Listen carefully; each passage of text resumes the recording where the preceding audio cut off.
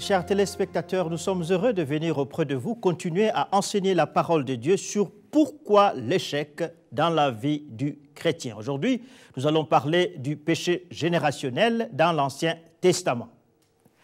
Le péché générationnel dans l'Ancien Testament, comme je l'ai dit, comme indiqué précédemment, la mention claire du péché générationnel dans l'Ancien Testament se trouve dans Exode chapitre 34, versets 6 à 7. La Bible dit « Et l'Éternel passa devant lui et s'écria « L'Éternel, l'Éternel, Dieu miséricordieux et compatissant, lent à la colère, riche en bonté, en fidélité, qui conserve son amour jusqu'à 1000 générations, qui pardonne l'iniquité, la rébellion et le péché, mais qui ne tient point le coupable pour innocent, et qui punit l'iniquité des pères sur les enfants et sur les enfants des enfants jusqu'à la 3e et à la 4e génération. » Le contexte du passage étudié est celui de l'histoire du veau d'or. Le peuple d'Israël, qui vient d'être délivré de l'esclavage égyptien, ne tarde pas à se faire un veau d'or quand Moïse, son leader, tarde de revenir de la montagne où il était en communion avec Dieu. On peut le voir dans Exode 32 et 33. Moïse, qui revient de la montagne, est horrifié par l'idolâtrie du peuple. Il brise les tablettes de l'Alliance qu'il ramenait de la part de Dieu. Après avoir confronté le peuple à son péché, Moïse remonte à la montagne auprès de Dieu pour lui demander pardon au profit du peuple. C'est dans ce contexte que Dieu se présente à Moïse comme l'Éternel, le Dieu miséricordieux et compatissant, lent à la colère et riche en bonté. Mais la bonté de l'Éternel ne le rend pas aveugle à la rébellion et au péché de son peuple. Il punit l'iniquité des pères sur les enfants et sur les enfants des enfants, jusqu'à la 3e et à la 4e génération. L'Éternel affirme qu'il punit l'iniquité, les awen en hébreu, de père sur les générations futures. L'iniquité, les awen en hébreu, est une faute morale qui a des conséquences religieuses et spirituelles graves. Dans l'épisode de la vache ou bien du veau d'or, l'idolâtrie du peuple a été renforcée par une licence sexuelle grave. La Bible dit, le lendemain, ils se levèrent de bon matin, ils offrirent des holocaustes et des sacrifices d'action de grâce.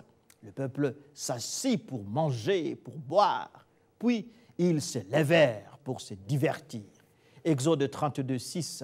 Le divertissement dont fait mention le texte consistait en une orgie sexuelle généralisée, pratique licencieuse observée en Égypte. L'apôtre Paul relit ce texte de la manière suivante. « Frères, je ne veux pas que vous ignoriez que nos pères ont tous été sous la nuée, qu'ils ont tous passé au travers de la mer, qu'ils ont tous été baptisés en Moïse dans la nuée et dans la mer, qu'ils ont tous mangé le même aliment spirituel et qu'ils ont tous bu le même breuvage spirituel, car ils buvaient à un rocher spirituel qui le suivait, et ce rocher était Christ. Mais la plupart d'entre eux ne furent point agréables à Dieu, puisqu'ils périrent dans le désert. Or, ces choses sont arrivées pour nous servir d'exemple, afin que nous n'ayons pas de mauvais désirs, comme ils en ont eu. Ne devenez point idolâtres comme quelques-uns d'entre eux, selon qu'il est écrit, le peuple s'assit pour manger et pour boire, puis ils se levèrent pour se divertir. Ne nous livrons point à l'impudicité comme quelques-uns d'eux s'y livrèrent, de sorte qu'il en tomba 23 000 en un seul jour. 1 Corinthiens 10, chapitre 1 à 8. L'iniquité dont parle le livre d'Exode et l'apôtre Paul est une faute morale multiforme, dont la licence sexuelle est l'expression la plus visible. Dans la Bible, l'iniquité comporte la connotation de l'infidélité morale qui englobe la plupart des vices qui détruisent l'être individuel et communautaire d'une société. Dieu punit l'iniquité d'un individu en la continuant dans les générations futures, 4 générations après la faute du premier parent. Parlons donc de péché générationnel dans la vie d'Abraham et des patriarches. Abraham est décrit dans la Bible comme le père de la foi, Genèse 15, 6, Romains 4, 1 à 3, Galates 3, 6. La communion d'Abraham avec Dieu était profonde. Mais la vie d'Abraham n'était pas sans faiblesse morale. À 2 reprises, Abraham a menti en faisant passer sa femme Sarah pour sa sœur. Abraham, qui était en voyage dans des pays étrangers, avait peur que les régnants du lieu ne les tuent afin de lui ravir sa femme. Genèse 12, 10 à 20, Genèse 20, 1 à 18. En Égypte d'abord, puis dans le pays des Guérars, Abraham mentit de la même manière pour se protéger de l'arbitraire des rois anciens proches orientaux.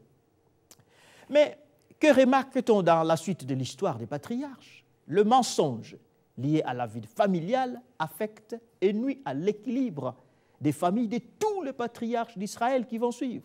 D'abord Isaac, le fils d'Abraham, qui va mentir comme son père. Après la mort de son père et pendant son séjour chez les Philistins, Isaac fera aussi passer sa femme Rebecca comme sa sœur pour se protéger. Genèse 26, 1 à 11. Ensuite, la paix de la famille d'Isaac sera perturbée pour toujours par le mensonge.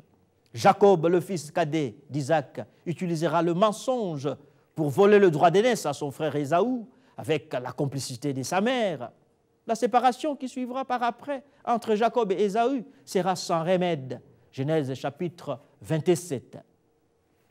La suite de l'histoire de Jacob montrera que lui-même était victime du mensonge à 2 reprises et que toute sa famille était dominée et rongée par le mensonge. Pendant sa fuite loin de son frère Ésaü, Jacob s'installe chez son oncle Laban. Laban le trompe en lui donnant l'aînée de ses filles, Léa, pour épouse, à la place de Rachel, la cadette que Jacob avait demandée en mariage. Lisez cela dans Genèse 29. Jacob ne manquera pas de prendre sa revanche contre Laban en lui volant son troupeau. Genèse chapitre 31. Pendant le retour de Jacob vers Canaan, où se trouvaient les tentes de son père Isaac, Dina, la fille de Jacob, fut victime de viol. Hamor, le fils de Sichem, le roi de la ville, près de laquelle Jacob campait, a déshonoré Dina, la fille de Jacob, pour venger leur sœur. Les fils de Jacob furent recours à leur arme familiale de prédilection, à savoir le mensonge. Ils trompèrent les habitants de Sichem qui étaient plus nombreux et plus puissants qu'eux.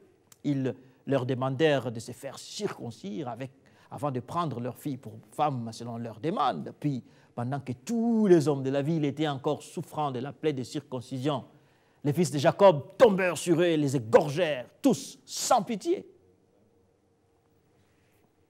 Mais la vie de mensonge de Jacob se refermera contre lui quand ses enfants vont le tromper sur le sort de son fils bien-aimé, Joseph. Ses frères vendent Joseph comme esclave en Égypte et mentent à leur père et lui dirent que Joseph avait été dévoré par une bête féroce en brousse. Les enfants de Jacob garderont ce secret pendant plusieurs décennies. Jacob vivra dans le chagrin à cause de la disparition de son fils Joseph. Ce n'est que dans sa vieillesse qu'il connaîtra la vérité sur Joseph.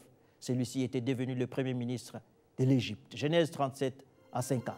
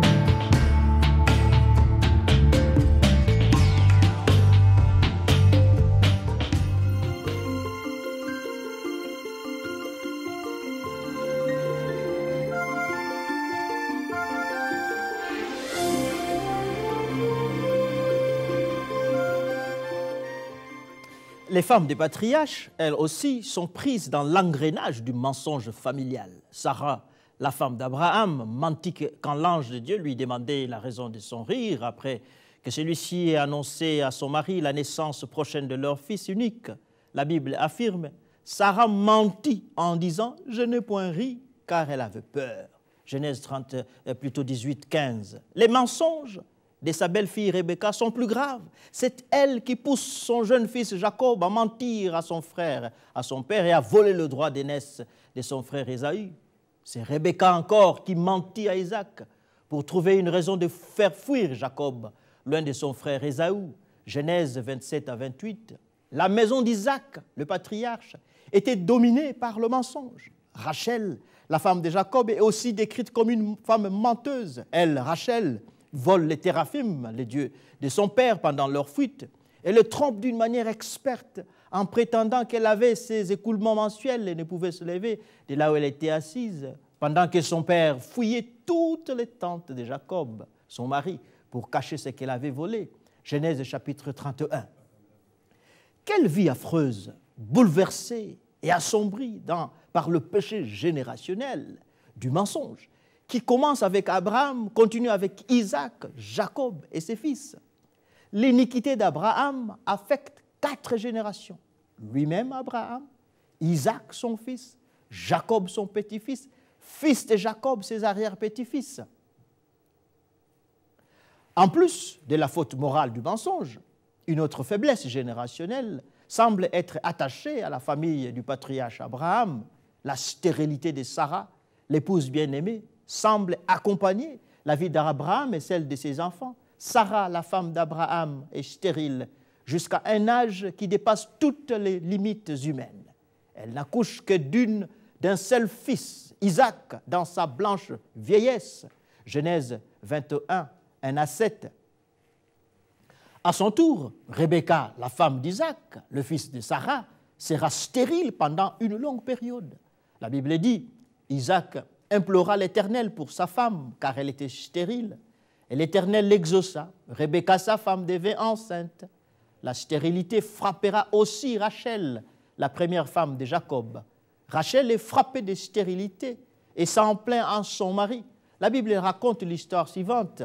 Lorsque Rachel vit qu'elle ne donnait point d'enfant à Jacob, elle porta envie à sa sœur. Elle dit à Jacob, « Donne-moi des enfants ou je meurs. » La colère de Jacob s'enflamma contre Rachel. Elle dit, « Suis-je à la place de Dieu qui t'empêche d'être féconde ?» Dieu se souvint de Rachel, il l'exauça et il la rendit féconde. Elle devint enceinte et enfanta un fils. Et elle dit, « Dieu a enlevé mon opprobre. » Et elle lui donna le nom de Joseph en disant, « Que l'Éternel m'ajoute un autre fils. » Genèse chapitre 30, versets 1 à 24. Suivant l'exemple de Sarah, Rachel tente de résoudre sa stérilité en donnant sa servante Bila pour femme à Jacob, son mari. Comme Sarah, Rachel l'enfantera par l'intervention miséricordieuse de Dieu. Il est possible d'affirmer que la stérilité qui affecte les femmes des enfants d'Abraham vient du déplaisir de Dieu vis-à-vis de Sarah. Sarah avait donné sa servante à Abraham pour contourner sa stérilité.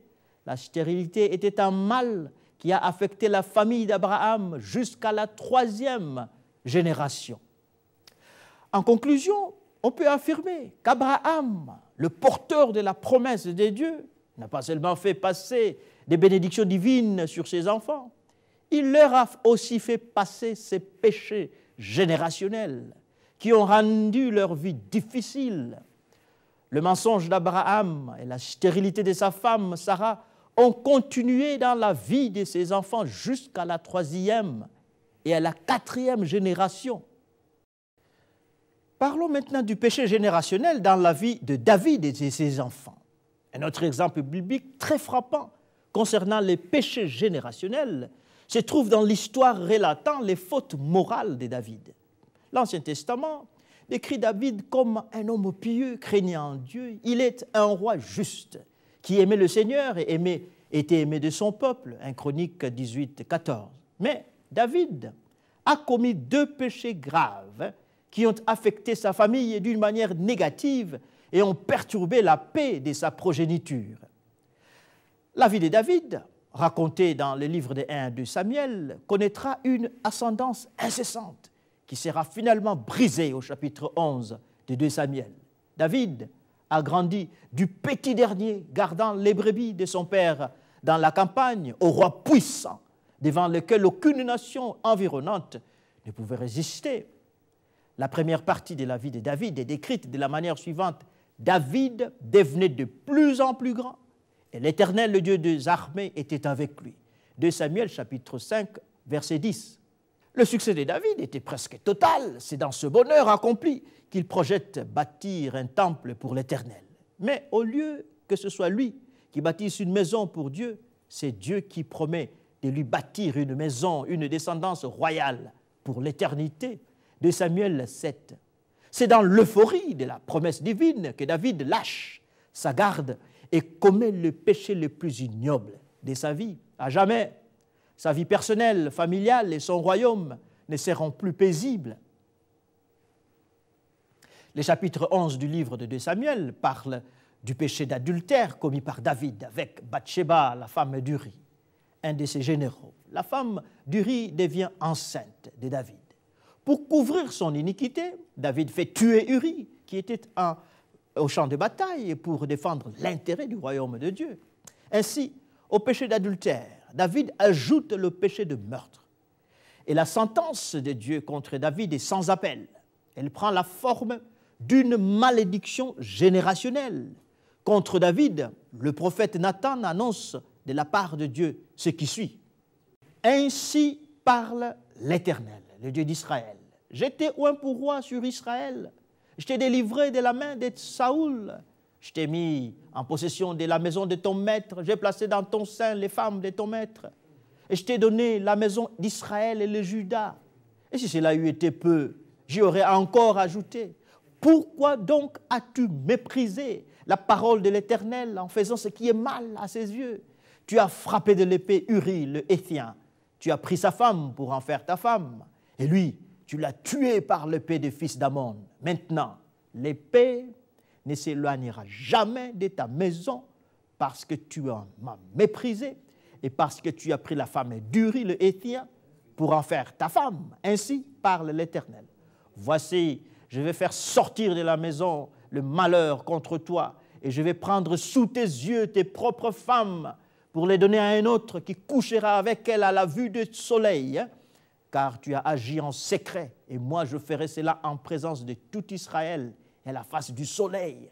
2 Samuel chapitre 12, versets 7 à 13.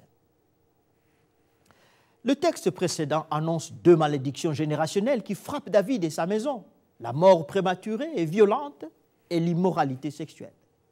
La suite de l'histoire de David montre effectivement les conséquences néfastes de son péché sexuel et du meurtre qu'il a commis sur la vie et sur la vie de sa famille.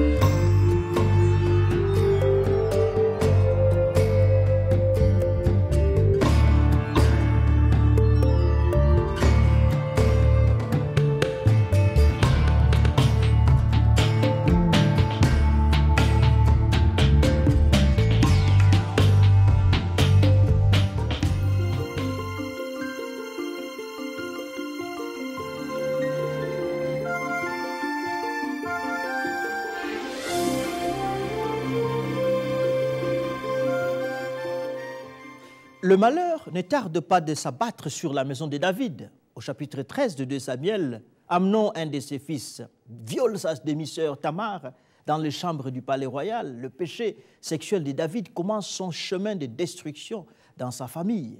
Pour venger sa sœur déshonorée, Absalom, le grand frère de Tamar, tue Amnon, son frère, et s'enfuit dans un pays étranger. La maison royale est plongée dans le désordre. Le sexe et l'épée continuent leur course dans la vie de David et dans la vie de sa famille. Absalom, le fils meurtrier, revient d'exil et ne tarde pas à monter une conspiration pour détrôner son père. David fuit la ville de Jérusalem pour échapper à son fils. Après son entrée dans Jérusalem, Absalom montre sa détermination en couchant publiquement avec les concubines de son père. Le texte biblique affirme, et Achitophel dit à Absalom, va vers les concubines de ton père, que ton père a laissées, pour garder la maison. Ainsi, tout Israël saura que tu t'es montré odieux à ton père. Et les mains de tous ceux qui sont avec toi se fortifieront. On dressa pour Absalom une tente sur le toit. Et Absalom alla vers les concubines de son père aux yeux de tout Israël. 2 Samuel chapitre 16, versets 21 à 22. Absalom augmente l'infamie sexuelle de la famille de David à un niveau qui dépasse toute imagination. Il couche publiquement avec les femmes de son père. Sans le savoir, Absalom se place lui-même sous la malédiction automatique de Dieu qui stipule « Maudit soit celui qui couche avec la femme de son père, car il soulève la couverture de son père. » Et tout le peuple dira « Amen » Deutéronome 27, 20. Et la malédiction d'Absalom ne tardera pas à l'atteindre. Les jours suivants, il trouvera la mort dans le champ de bataille. Son propre parent Joab, le neveu de David plutôt, lui enfoncera le javelot dans le cœur. De Samuel plutôt, chapitre 18. L'épée continuera son œuvre de destruction même après la mort de David. Salomon, devenu roi, fera exécuter son propre grand frère Adonijah.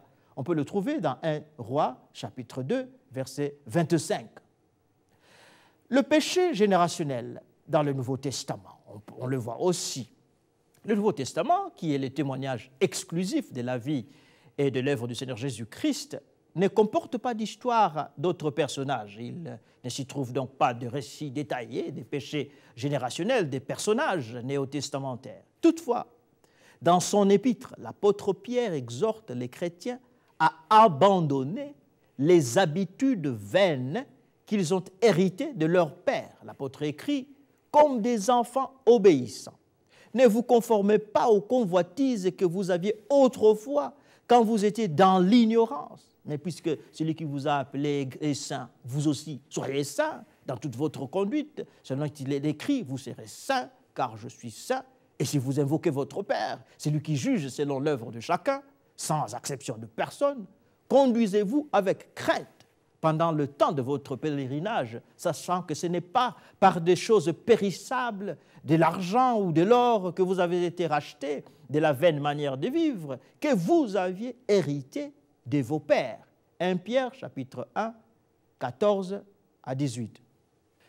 La manière vaine de vivre que les croyants auraient hérité de leur père renvoie aux habitudes coupables, aux fautes morales transmises d'une génération à une autre. Le Nouveau Testament reconnaît l'existence des péchés générationnels et l'influence qu'ils peuvent avoir sur la vie des membres du corps du Christ. Le péché générationnel dans la vie du chrétien maintenant. Comme nous avions expliqué avant, les péchés générationnels sont les iniquités, les fautes spirituelles et morales qui sont transmises inconsciemment et involontairement d'une génération à une autre. Les enfants qui naissent héritent des faiblesses morales de leurs parents qui les affectent sans qu'ils n'en soient toujours conscients. Mais en pratiquant les fautes qu'ils trouvent inscrites dans leurs êtres, les enfants confirment leur propre culpabilité. À leur tour, ils deviennent des agents qui prolongent ces péchés dans la vie de leur progéniture. En pratique, on découvre que pour des raisons inconnues, tous les enfants ne sont pas forcément affectés par les péchés générationnels de leurs parents. Il existe des cas où les péchés générationnels des parents n'affectent pas leurs enfants, mais au contraire, affectent leurs petits-enfants. En outre, l'expression « tel père, tel fils » et « telle fille, telle mère » n'est pas toujours vraie dans le contexte des péchés générationnels. Les faiblesses morales des parents peuvent affecter sans distinction les garçons ou les filles de la même famille. Voici ci-dessous une liste non exhaustive des péchés générationnels qui se rencontrent dans plusieurs familles. L'immoralité des pères en fils, l'impudicité, l'adultère dans la famille, des enfants qui naissent hors mariage, l'ivrognerie, colère explosive, l'anxiété, maladie mentale, les folies, avortement, les mensonges, orgueil et arrogance, la kleptomanie, la malhonnêteté, la stérilité, l'indifférence, les comportements asociaux, difficulté de trouver des conjoints, utilisation de drogues, stupéfiants, caractère rancunier, dépression nerveuse, suicide, phobie, peurs irraisonnés, pratiques occultes, esprit rebelle, désorganisation, obsession, compulsion. Toutes ces faiblesses se rencontrent de père en fils. Le chrétien est souvent étonné de se rendre compte que malgré sa conversion en Jésus-Christ, les différents péchés et faiblesses héritées de ses parents ne disparaissent pas. Mais comment réconcilier la présence des péchés hérités des parents avec la promesse faite dans 2 Corinthiens chapitre 5, 17 ? N'est-ce pas vrai que si quelqu'un est en Christ, il est une nouvelle créature? Les choses anciennes sont passées, voici toutes choses sont devenues nouvelles. Comment en effet toutes choses peuvent-elles devenir nouvelles si le chrétien continue de porter l'héritage corrompu de ses ancêtres? Il est vrai que la conversion au Seigneur Jésus-Christ fait du croyant une nouvelle créature devant Dieu et devant le monde, mais la nouveauté de vie apportée par la conversion ne se réalise que progressivement à travers la sanctification quotidienne. L'image de la naissance physique aide à bien saisir le processus impliqué dans la nouvelle naissance. Le nouveau converti ressemble à un enfant nouveau-né. Un enfant nouveau-né est un bébé. Il n'est pas encore l'homme ou la femme qu'il doit devenir avec le temps. De même, la conversion fait naître l'homme pécheur à la vie de Dieu, mais elle ne le perfectionne pas en un seul jour. Le processus de la sanctification est progressif et se fait à travers toute la vie sous la puissance du Saint-Esprit. Ainsi, malgré la nouvelle naissance, les chrétiens nés dans des familles profondément influencées par des péchés générationnels ont besoin d'un travail de cure d'âme pour recevoir la délivrance émotionnelle, physique, spirituelle dont ils ont besoin. En pratique, les péchés générationnels sont brisés par la repentance individuelle et corporative du croyant et l'usage de la parole d'autorité au nom du Seigneur Jésus-Christ. Nous offrons à la fin de cet enseignement des conseils bibliques pratiques sur comment briser les péchés générationnels sur sa vie. En effet, plusieurs échecs dans la vie de l'enfant de Dieu ne sont que la continuité des fautes des parents sur la vie spirituelle, physique et sociale de leurs enfants. Mais en Christ, Dieu accorde la délivrance et la liberté à ses enfants qui se repentent et renoncent à l'héritage corrompu de leurs parents et grands-parents. Cher frère, toi qui m'écoutes, chère sœur, toi qui suis cet enseignement, je ne veux pas que tu tombes dans le désespoir. Dieu est puissant en Christ pour te faire sortir de tous les péchés générationnels que tu as hérités de tes parents, de tes ancêtres. En Christ, par la puissance du nom de Jésus, tu seras libéré par la parole d'autorité que notre Dieu nous a donnée. Nous allons continuer à t'enseigner et tu vas comprendre comment le faire. Que Dieu te bénisse. Amen.